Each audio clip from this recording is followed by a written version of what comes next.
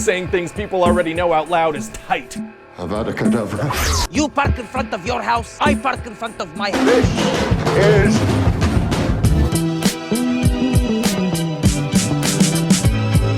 Hey! If you don't stop, I will contact the usher. What's up, everyone? It's Adam from FWCI. Harry Potter and the Prisoner of Azkaban pitch meeting. I don't think there's going to be as many Lupin jokes in this one as my critically acclaimed reaction had, but this was a pretty decent movie. I was giving it a little bit of a rewatch in chunks earlier when I was trying to think up a sketch to upload as well. By the way, enjoy that one. Fans of Lupin, beware. And I really liked the way this story played out with the time turner and the way the finale happened and everything like that. So, Prisoner of Azkaban seems to be a pretty beloved Harry Potter movie. So let's see what Ryan George has to say in terms of ripping this movie to shreds, as was the style at the time with all the pitch meetings. Subscribe if you're new to the channel. Let's check it out. So, you have a new Harry Potter for me? Yes, sir, I do. So Harry Potter's at the Dursleys, right? The abusive family that everybody knowingly sends him back to every summer? That's the one. And by everybody, he means Dumbledore and McGonagall. I'm just saying, she is somewhat responsible for this situation. So he's in bed doing that Lumos spell over and over again. Isn't him doing magic outside of Hogwarts, like, forbidden? Yeah, I mean, technically not a super important detail, though. Okay. So then this terrible aunt comes over, and she's just the worst. I mean, she's super mean, and he accidentally turns her into a big floaty balloon. Oh, very satisfying. Yeah, but now Harry's gotta go on the run, because he did magic. Yeah, we glossed over the horrifying reality of what the fuck happened to that lady. Yeah, she was a shitty, annoying person, but Harry turned her into a balloon. That doesn't just leave everything the same on the inside. She had trauma after that. Magic outside of school, you can't do that. But that you just started the movie with him doing some. Oh, I did do that, didn't I? Whoops. Whoopsie, you silly goose. You goose that's silly. So anyway, then he takes this wacky convenience bus that wizards have and heads to the Leaky Cauldron. And what happens there? Well, the Minister of Magic is like, oh yeah, don't worry about the magic stuff, that's fine. Okay. So Harry gets some of his school books. The Minister of Magic did brush, again, just very much like, don't worry about it, nobody will remember what happened. The lady who's like internal organs, you absolutely like just exploded, don't worry about her, she'll be fine. Minister of Magic, I feel like you're very Silverhead, put it that way. One of which is a book of monsters that's an actual monster, like it tries to bite you and it tears apart its own pages. Who would even publish that? I mean, sir, I feel like it's clear at this point that wizards have like zero consumer protection laws. That's a good point. So then Harry goes back to Hogwarts, which this year has completely changed geographically. What? So then Dumbledore gives his annual opening speech, about all the different ways the kids might die this year. Oh, this guy freaking hates when kids are safe. He really does. So what does Voldemort have? Can we just enjoy the fact that he said Dumbledore hates when kids are safe, and that's what I've been saying all along. This year. Oh, this guy freaking hates when kids are safe. He really does. Music to my ears. In store this year, nothing. Oh, yeah, playing it laid back, giving everyone a year off this year. A very considerate dark wizard. Yeah, see, the threat this year is this dangerous escaped convict, Sirius Black. Oh. Yeah, and apparently he wants to kill Harry Potter, and he's the one who ratted out his parents to Voldemort. Sounds like it's pretty serious. He's decent looking, sure. That's not, never mind. Okay, so I guess they give Harry some extra security, huh? They don't, no. Oh, they don't. No, instead they have a bunch of these horrible creatures called Dementors all over the place, and they'll suck out your soul if you get too close, so they're very deadly. So to stop a student from maybe being killed, they bring in a bunch of things that might kill students. That's what they're going with. Yeah, because Dumbledore's fucking amazing. But are they sucking out the soul? Somebody said it just hurts a lot, but the people didn't seem in pain. Let me know in the comments. Deep dive on what the hell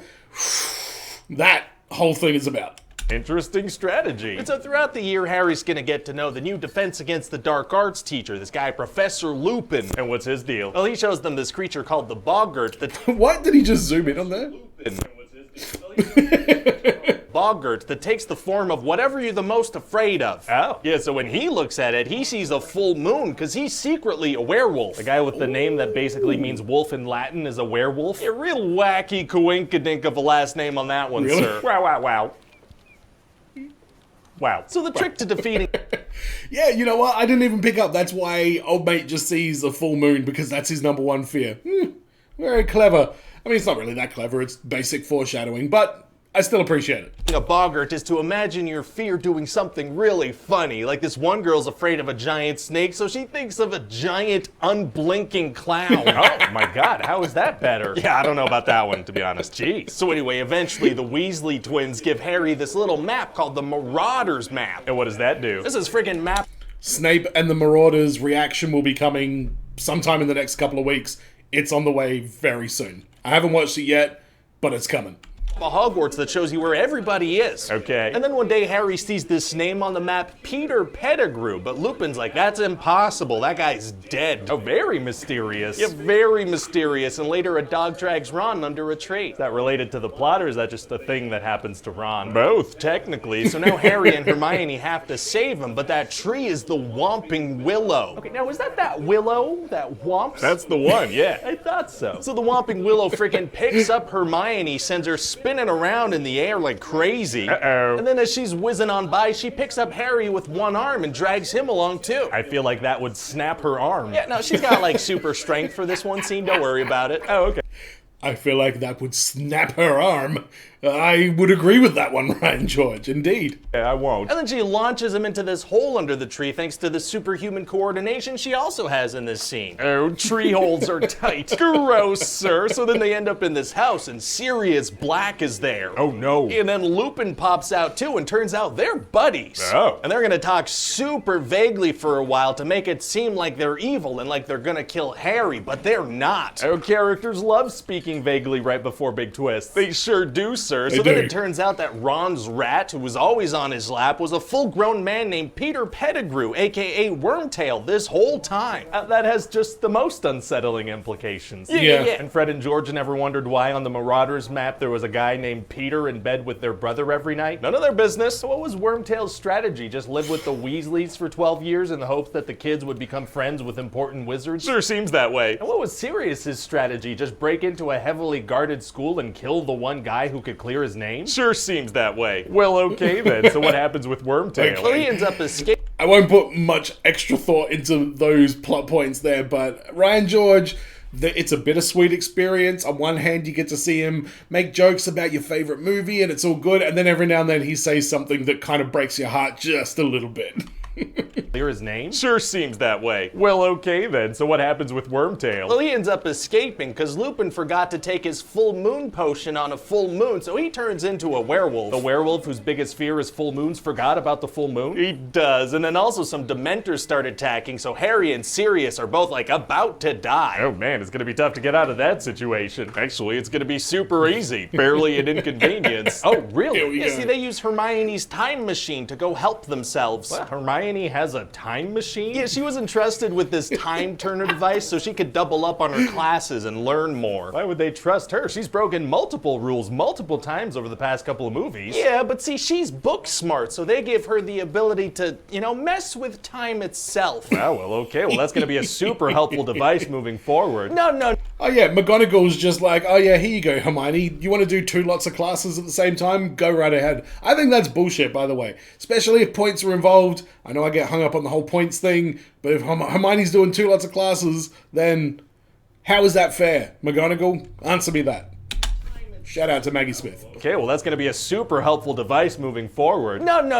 But no, never again. Okay, but no. All right. And so all that works out well, but Sirius gets captured because now that Wormtail's gone, there's nobody to prove his innocence. Can they maybe use a truth potion to prove what happened, or do that thing where they pull memories out of people's heads? Oh, well here's the thing about that. Shut up about that. Oh, that's super mean. So they go break Sirius out of the little cell he's being.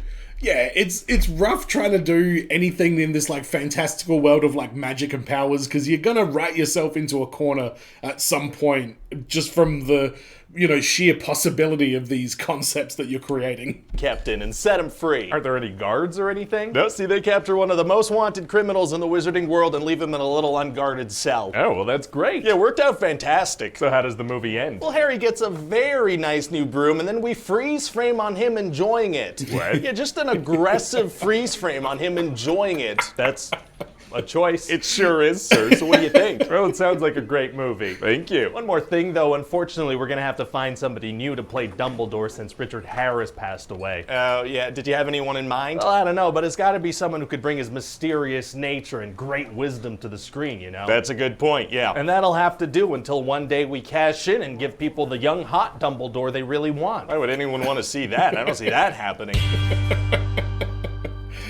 As young Dumbledore. Wow, that's our guy, young version of him. Suspicious mustache, suspicious sideburns, suspicious hat. I don't know, I'm getting suspicious vibes of this bloke. Prisoner of Azkaban. Yeah, anytime you introduce those time mechanics, you're making it very difficult to continue the story without leaning back onto those things that you've kind of created. And I don't care.